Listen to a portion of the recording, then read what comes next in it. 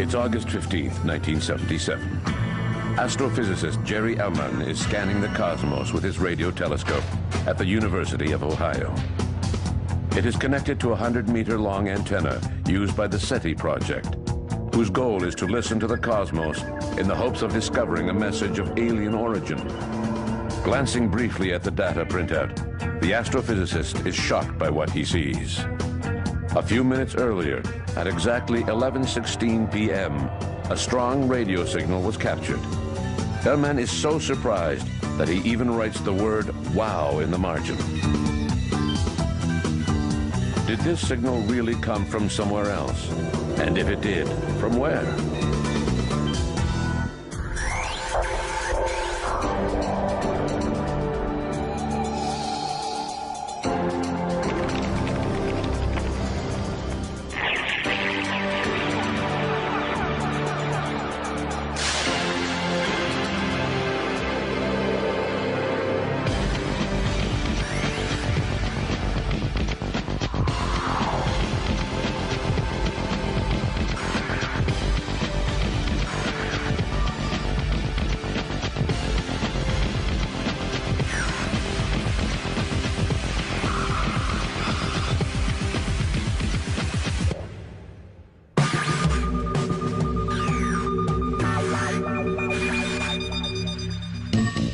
To most people, the expression unidentified flying object brings to mind images of interplanetary spacecraft.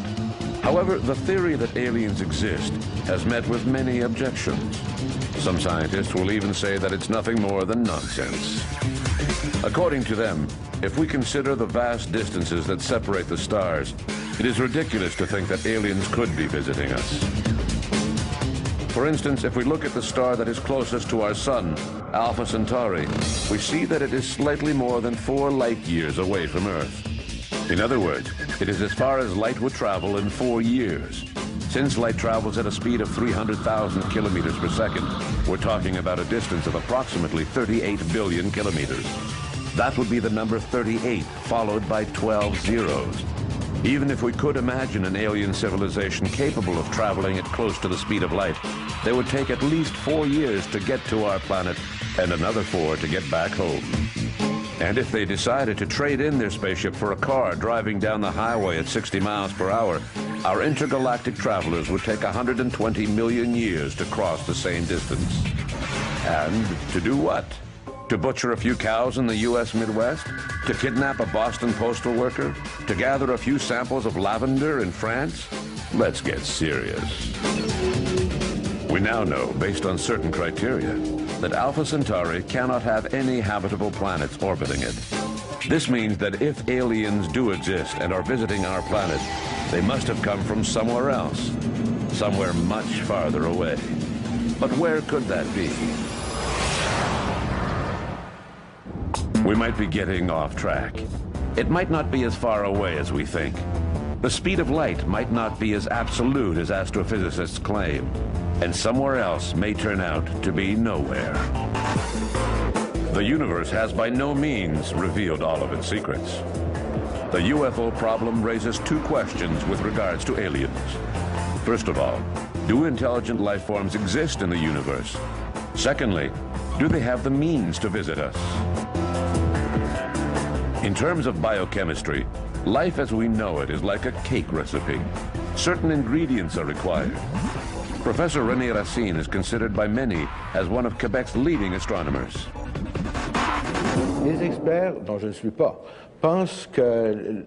I'm no expert, but they think that life is carbon-based, and only a mixture of elements such as carbon, nitrogen, oxygen, and hydrogen could produce life, or the level of molecular complexity necessary to generate life forms. Other combinations also exist. For instance, silicon mixed with oxygen gives sand, but it's far from being as malleable and fertile as, say, blood, for example, which is composed of carbon, nitrogen, and oxygen.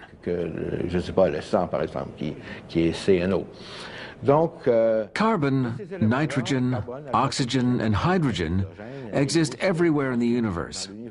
So all we need is the right conditions for these elements to combine, then increase in complexity and evolve into a life form. Alors l'évolution en être vivant soit réunie pour qu'on y arrive.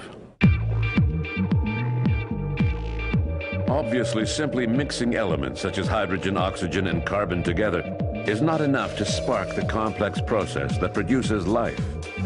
Going back to our cake recipe, tossing a couple of eggs, some flour, and sugar into a bowl and mixing them together doesn't give us a cake. The mixture needs to spend a certain amount of time cooking in the oven at a specific temperature. In cosmic terms, the equivalent of the cooking process for this hydrogen, oxygen, and carbon mixture is referred to as planetary conditions. We need to understand that the conditions required to create this biological or living soup are very precise. There's the time element, the stability of the planet's orbit, and surface temperatures. And it's hard to find ideal conditions where all of these elements coexist. We've known that for a long time. It makes us realize how incredibly unlikely it was for life, especially intelligent life, to emerge here on Earth. And yet, it happened. To be more precise, it's believed that a planet's surface temperatures must allow for biochemical reactions to take place. Therefore, they must remain within a certain range. They have to stay between water's freezing point and evaporation point, for example, since water is an essential element. And the orbit of the planet, or the object on which a life form might develop, must be very constant. Planets orbit around stars, just like Earth orbits around the Sun. And if the distance between the planet and its star varies over time, surface temperatures will change. Now you can see why we are so concerned with the effects of an increase in temperature on Earth's ecosystem. Even a change of 1 or 2 degrees can have a catastrophic result. To keep the temperature constant, it's crucial that Earth's orbit remain as circular as possible. Earth is always the same distance from the Sun within a 1% margin. And that's just one example among several others. From our observations, we now know that when planets or other protoplanetary objects form around young stars, there is a dynamic of intense agitation. And it's not easy to explain how a solar system such as ours could have come about, in which there are 8 or 9 planets, if we include Pluto, whose orbits are nearly perfectly circular. So those are the conditions. And I've given you an idea of how difficult it is for all of those conditions to be present at once. It happened here in our solar system. There was a planet called Earth, just the right distance away from its star for the water to maintain its fertile properties. Water can be too hot or too cold. The temperature of Earth's water may not have been ideal at first. The Sun may have been hotter in the beginning. Mars might have had a relatively high surface temperature. There may have been arch biology on Mars. Who knows? The point is, it's very difficult to meet all of the conditions at once. In the early 1960s, scientists were optimistic about the existence of extraterrestrial life forms. They used planetary conditions found here in our solar system as a model, believing that the same model must exist everywhere else in the universe. But recent discoveries of planets outside of our solar system have put a damper on their optimism. It seems that stable planetary systems are actually a lot rarer than we had thought up until now.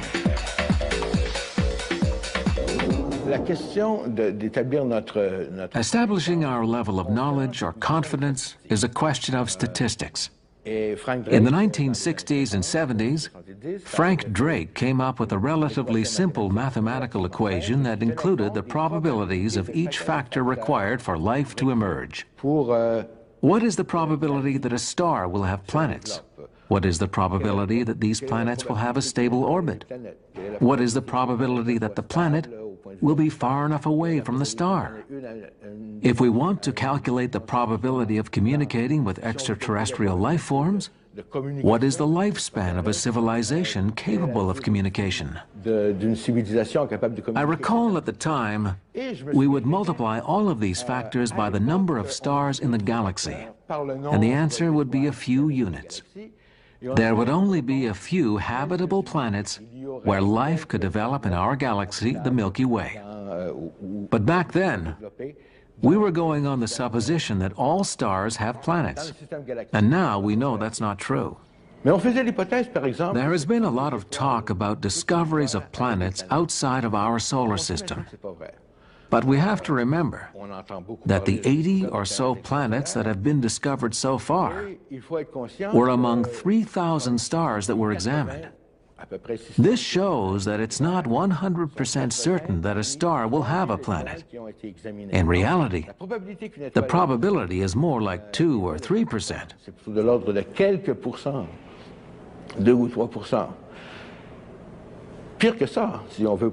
What's even worse, if we include in our probabilities the total number of planets discovered around stars, there are planets whose orbit is irregular or elliptical, or whose surface temperature varies between 100 and 300 degrees Celsius, not over a period of millions of years, but over a period of weeks or days.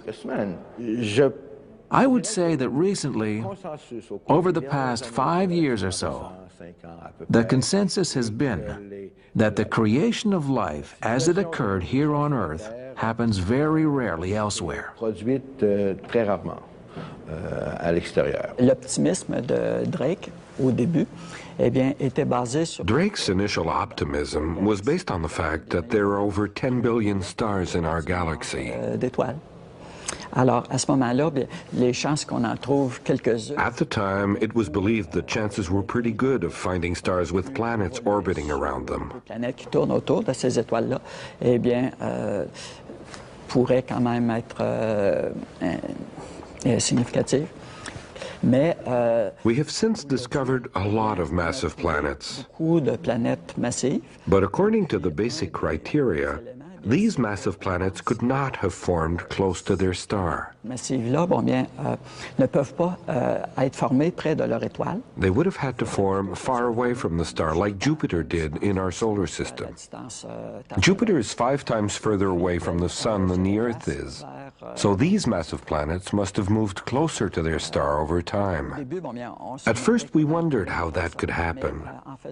But after much study we realized that it was relatively easy for a planet as big as Jupiter to evolve and then migrate from the position where it was formed to a new position closer to the star. Which makes us wonder, if this is possible, then why is Earth still in the same place where it is now?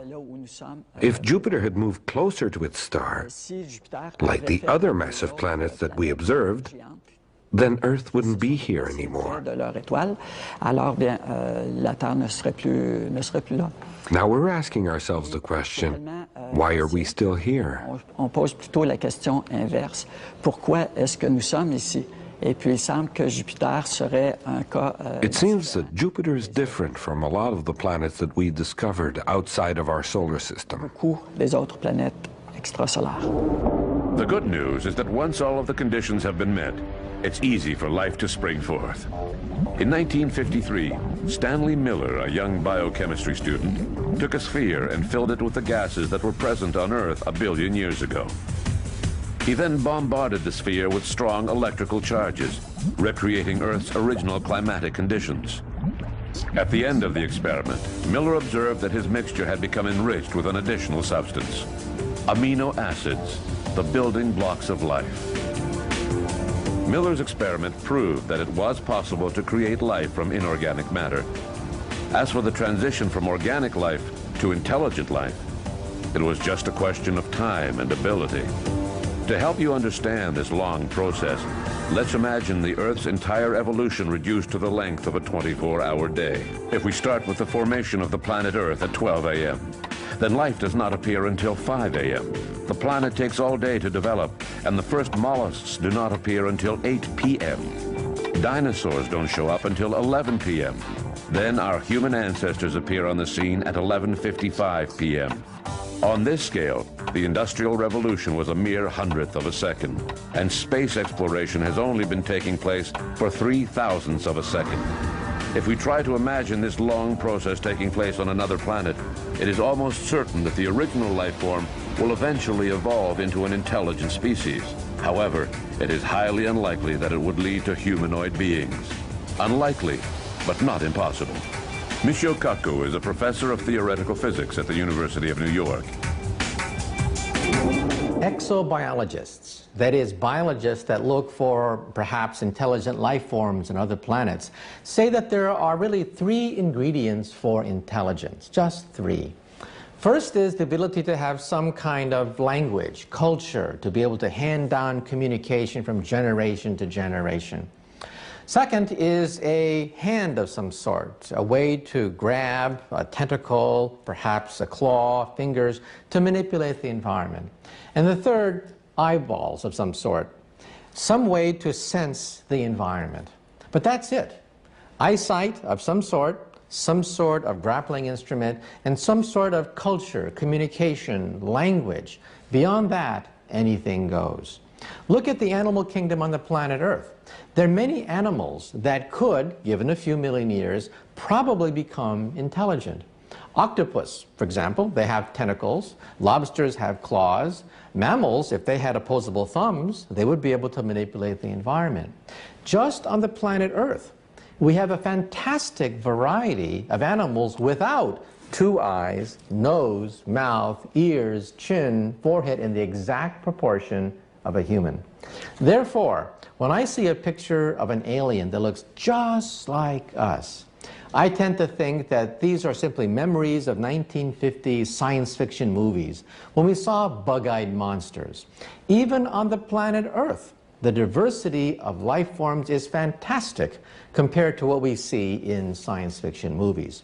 I would be more convinced if I saw an intelligent octopus or intelligent lobster. I would really be quite impressed if somebody says they were abducted by an intelligent octopus.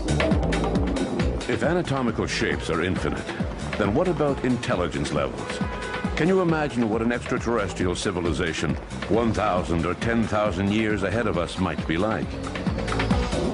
We physicists believe that when you look in outer space, we have type 1, type 2, and type 3 civilizations. A type 1 civilization is perhaps 100, 200 years more advanced than ours. They control planetary energy. Anything involved with the planet, the weather, perhaps earthquake and volcanoes, they can control. However, eventually, they expand by a factor of 10 billion to have the power of a star.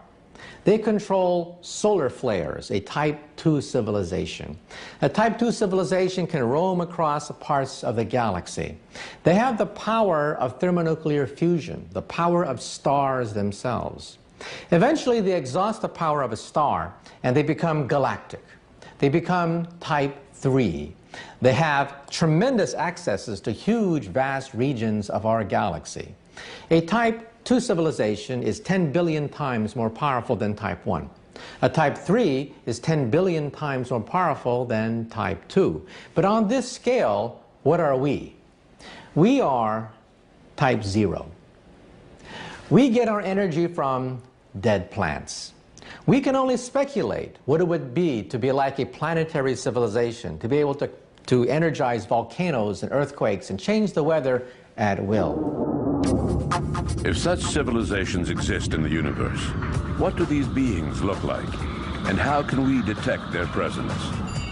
In the early 1960s, anxious to obtain an answer to this question, scientists set up an ambitious project designed to listen to space. It was called Project SETI, Search for Extraterrestrial Intelligence. The idea was to use radio telescopes to listen in on the interstellar void in the hopes of picking up a radio signal of alien origin. Here on Earth, we use radio waves in practically all forms of communication. If extraterrestrials were living on a planet orbiting the star Zeta Reticuli, some 30 light years away from Earth, and doing the same experiment, they would just now be picking up old episodes of Hawaii Five-0 or The Invaders. SETI researchers had to choose a specific wavelength to listen in on. For convenience sake, astrophysicists decided to choose a wavelength that was equivalent or close to that of hydrogen, the most common element in the universe. So they chose 1420 megahertz. Since then, space has been hopelessly silent. Apart from a few abnormalities, like the signal picked up on August 15, 1977, which was dubbed the WOW signal, Project SETI has not recorded any signals that could be indisputably interpreted as a message from alien intelligence. The apparent failure of Project SETI has led several scientists to conclude that there are no advanced civilizations anywhere in the cosmos, a conclusion that some feel is a bit premature. Many scientists look at the SETI program and they say, see, we've scanned the heavens and we see no evidence of any intelligent life in outer space. Well, I don't think so. I don't think that perhaps in the next century we'll find any usable signal from outer space. First of all, we've only scanned perhaps 100 light years from the planet Earth in some detail. Our galaxy is 100,000 light years across, and galaxies are tens of millions of light years distant. So we've only scanned a small neighborhood of our galaxy. Second of all, we've only looked at frequencies near the frequency of hydrogen. That's silly. This goes back to the person who lost his key. A person who drops his key will often look next to a lamppost. But if you say to the man, why are you looking next to a lamppost? You dropped your key over there. The person will say, well, that's where the light is. There's no light over there. Therefore, I will look over here. We look at hydrogen frequencies because they are convenient. However, scientists don't think that these aliens will communicate at hydrogen frequencies. Perhaps they use laser technology. We've only barely begun to scan other frequencies. Therefore, we have to look at the broadband. Also, when you communicate across vast distances, we sometimes take a signal and chop it up. And then we send each piece and it reforms at the other end. That's how the internet works. Email is chopped up, sent through various cities, and is reformed at the other end. But if you were to intercept one fragment of email, you'd get nonsense, gibberish until it's reformed. Therefore, in outer space, they probably send signals not on one frequency, but perhaps on the entire spectrum, so that a passing star will not interrupt the entire signal. Then at the other end, they reassemble the signal. If you were to listen in on their signal, you would hear gibberish, nonsense. In other words, we could be in the middle of an intergalactic conversation and we wouldn't even know. Our technology is so primitive, we look on simply one frequency.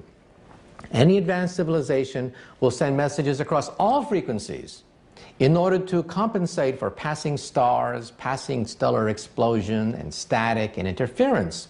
That's real science.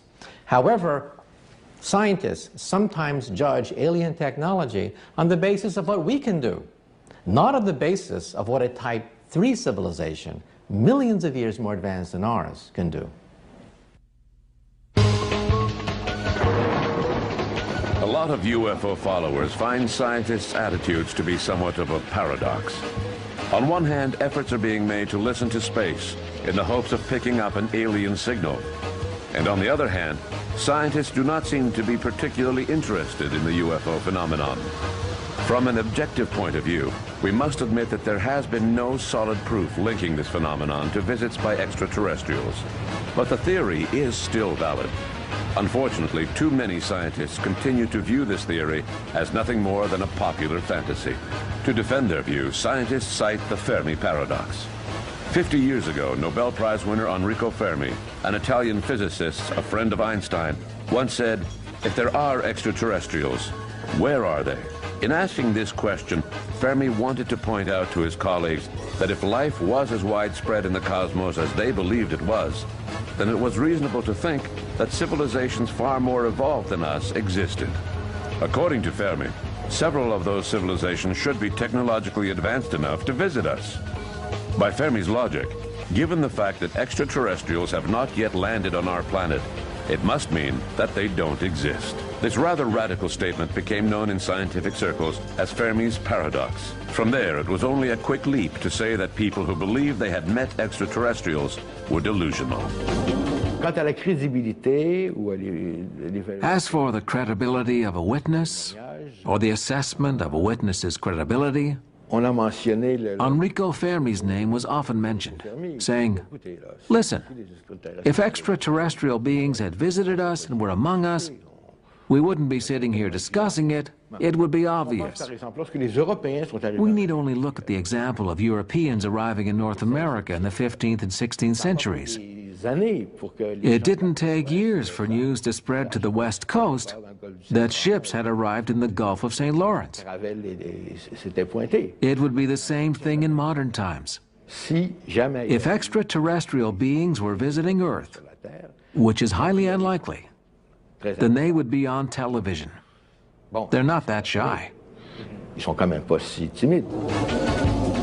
The problem with Fermi's paradox is that it considers alien visits in terms of our expectations and not reality.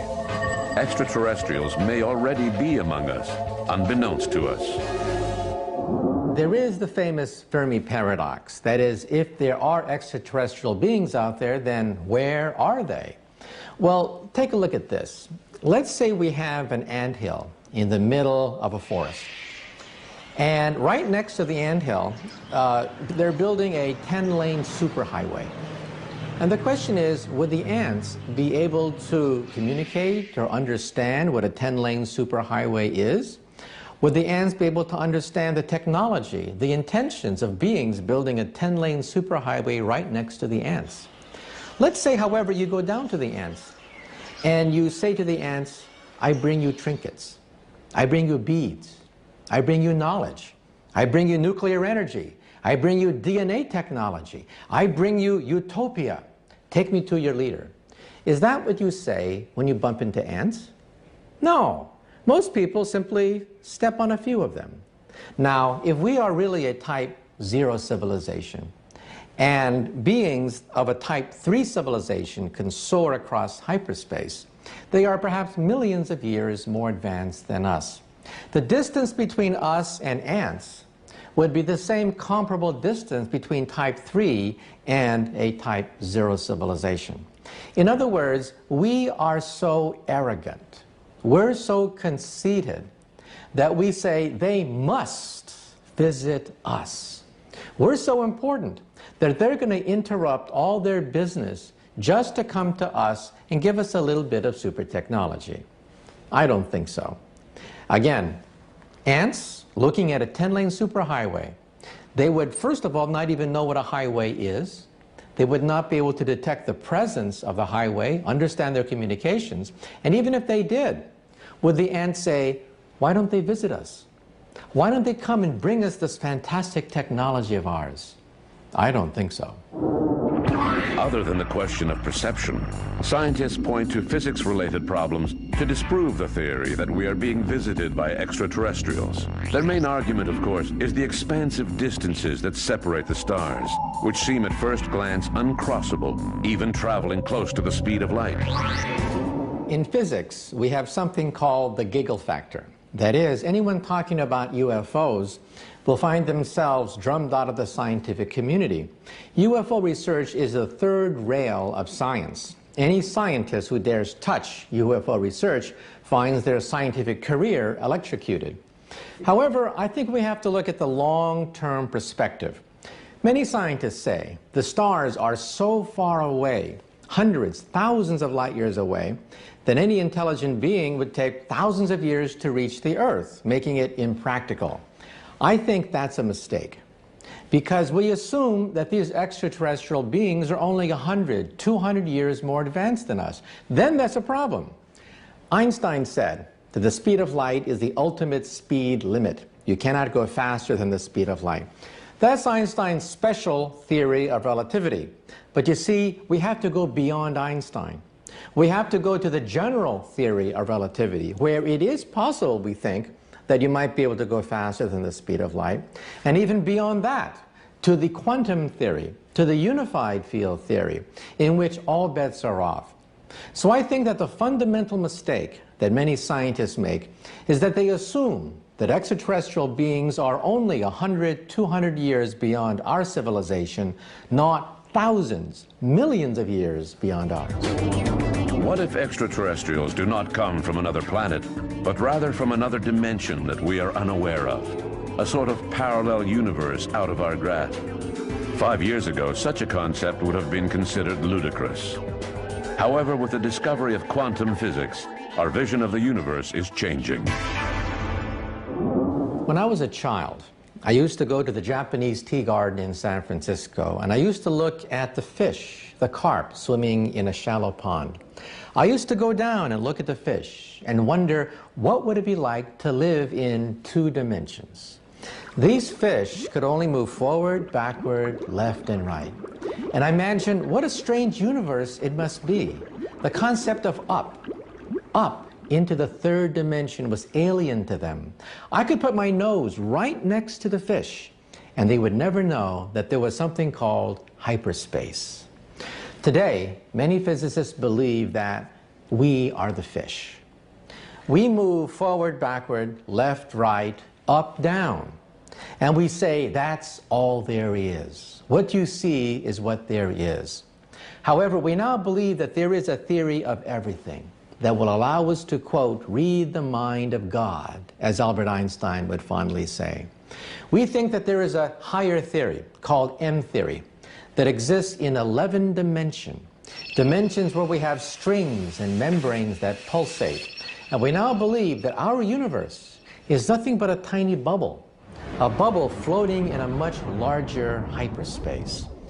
In other words, cosmologists don't really believe in a universe anymore. We believe in a multiverse, a megaverse of bubbles that are constantly springing into existence, expanding like in a Big Bang. So in other words, our universe may coexist in an ocean of other universes. Now, 5-10 years ago, this notion was considered bizarre, science fiction. Not anymore. In the last 5 years, the data is almost conclusive. We have something called inflation. The fact that the universe expanded in many stages, one an extremely rapid stage of expansion. The only way to explain this rapid expansion is to assume that our universe is a bubble, coexisting with other bubbles in a multiverse, in a megaverse of universes. Just one universe among so many others. It sounds like science fiction. But over the past few years, new discoveries have greatly reduced the gap between science and science fiction. Scottish genetic engineers cloned Dolly the sheep. American, British, and Dutch researchers succeeded in teleporting a photon, which is a particle of light. Obviously, we are still a long ways away from the famous Star Trek line, "Beam me up, Scotty." But we're already taking steps towards the teleportation imagined by Gene Roddenberry. What does the future hold? What will science be like in the year 3000? What might be the science of a civilization 100,000 years more technologically advanced than we are? On Star Trek and many science fiction movies, we see an emerging Type 2 civilization. The Federation of Planets is Type 2. They have colonized a small fraction of our galaxy. However, they live in fear of a Type 3 civilization on their program called the Borg. The Borg are a genuine Type 3 civilization. They are galactic. They go between star systems within the galaxy itself. We physicists have looked carefully for Type 1, Type 2, and Type 3 civilizations in outer space. For example, a Type 2 civilization may have what is called a Dyson sphere. A Dyson sphere encapsulates an entire star. They are able to use the entire energy output of a star, which in turn is about 10 billion times the energy that is contained within a planetary civilization, a Type 1 civilization. We've looked for them. Even if they try to cloak themselves and hide themselves, they must obey the second law of thermodynamics. They must emit waste heat. In the infrared, we've looked for them. We've looked for the infrared signature of Dyson spheres in outer space. Unfortunately, at the present time, we have found no evidence of Type 1, Type 2, or Type 3 civilizations.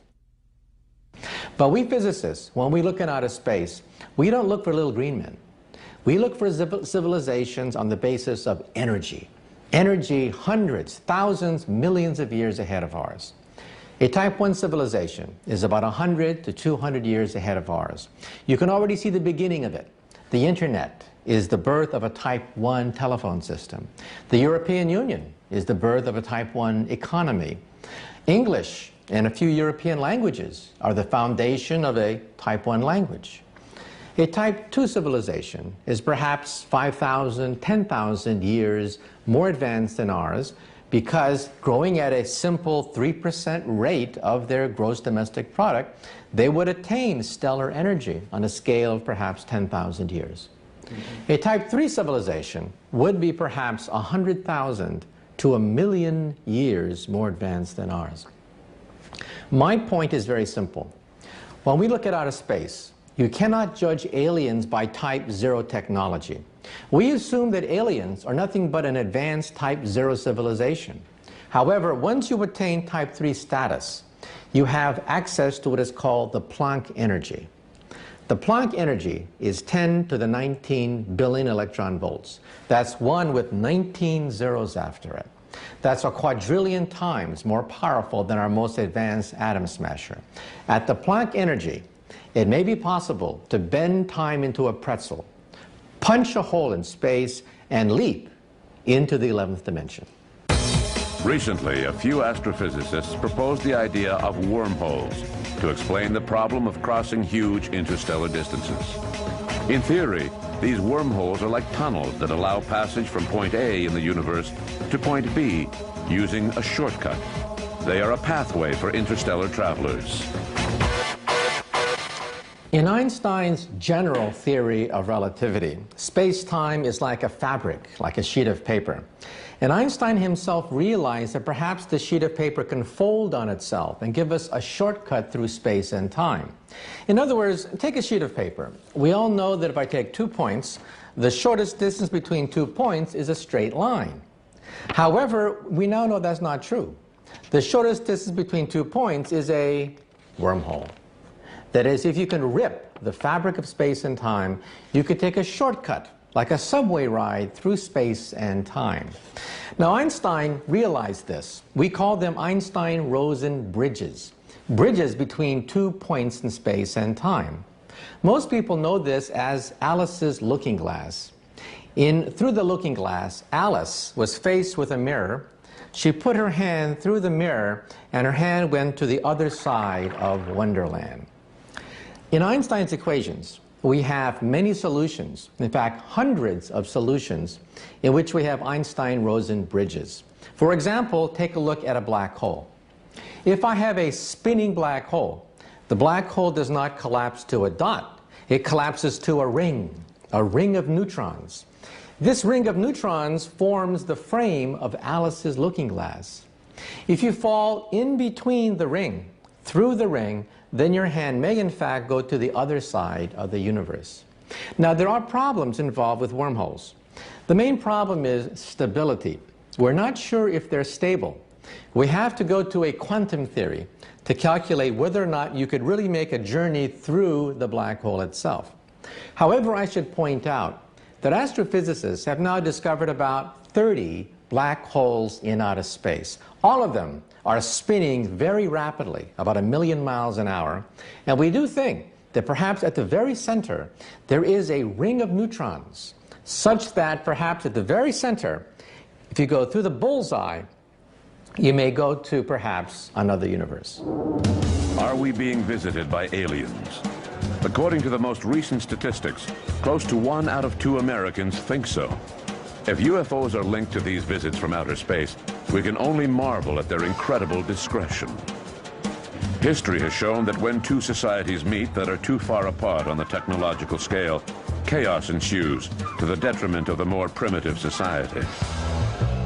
Arthur C. Clarke once said, whether intelligent life exists in outer space or whether it doesn't exist in outer space, either thought is frightening. If we are the only ones in the universe with intelligence, it's frightening because we're alone. However, if we're not the only intelligent species on Earth, then we are also frightened because we wonder about their intentions. Think about what happened when Cortez met Montezuma in Mexico City. The Aztecs were perhaps 500, perhaps 1,000 years behind the technology of the West. Cortez had gunpowder, borrowed from the Chinese. He had horses. He had a technology centuries, perhaps 1,000 years, more advanced than the Aztecs. The Aztec civilization, which lasted perhaps 10,000 years since the last ice age, collapsed in just a few months. That's what happens when two civilizations encounter each other, when one civilization is more advanced by perhaps a few centuries, but has malevolent designs. I think that if a civilization that advanced, millions of years advanced, more advanced than ours, were to meet ours, perhaps we would be ants to them. If a 10-lane superhighway were being built next door and there was an anthill next to it, what would the construction crew do? They wouldn't even give it a thought. They would simply pave the anthill away. My personal point of view is they're out there. In fact, many of my friends also believe they're out there. What divides us is the question of whether or not they can reach us, whether or not they can sail across millions of light years between different galaxies and star systems. However, most physicists believe in their heart of hearts, yes, they're probably out there.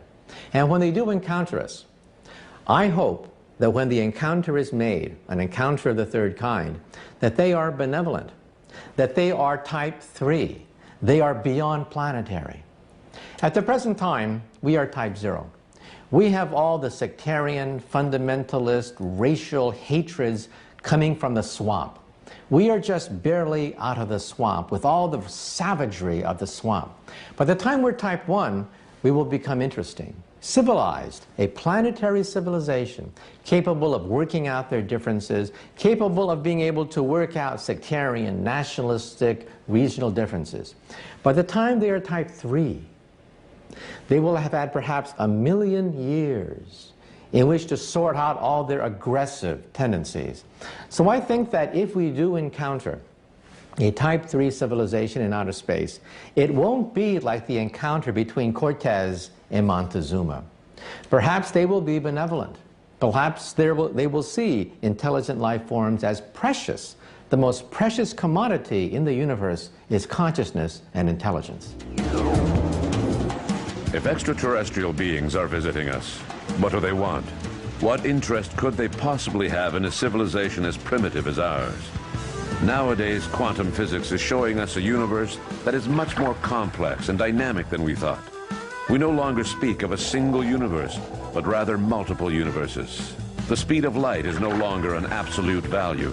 It is a simple variable in an equation that is constantly changing. Scientists who have been discrediting UFO reports under the pretext that alien visits are nothing more than a dream must now re-examine their arguments. While the data gathered to date on UFOs does not conclusively support the theory of extraterrestrial visits more than any other theory, science has not managed to exclude this possibility either. We're aware that interstellar visits would require tools and means far beyond any technology that we have here on Earth. We would have to examine quantum physics, reformulate the theory of general relativity, and consider the possibility of traveling faster than the speed of light. All of that is reasonable. I'm certainly not going to sit here and tell you that science has gone as far as it can go, that in 100 years or 1,000 years we won't know much more than we do now. So it's just a question of means. I think that if a civilization continues to survive and to develop over a long period of time, it will eventually discover the means of interstellar travel. The question is, do many civilizations exist? And do they have enough wisdom to continue to survive long enough to reach this point? Earth has already launched 2 Voyager probes, which are now outside of our solar system. And over the next tens of thousands of years, they'll be reaching stars other than our sun. We're capable of sending out a small plaque with a drawing of a man and woman on it saying, "Hi, we're here." Will it end up in the right place? It's doubtful. There's a very small probability of it happening. We're still not ready to build crafts capable of carrying an entire ecosystem on board for interstellar travel.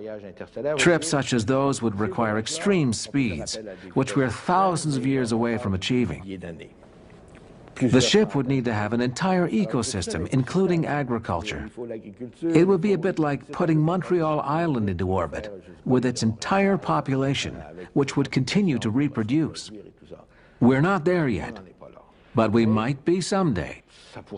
If we're still a viable civilization in 10,000 years, in human and technological terms, then why not? Pourquoi pas?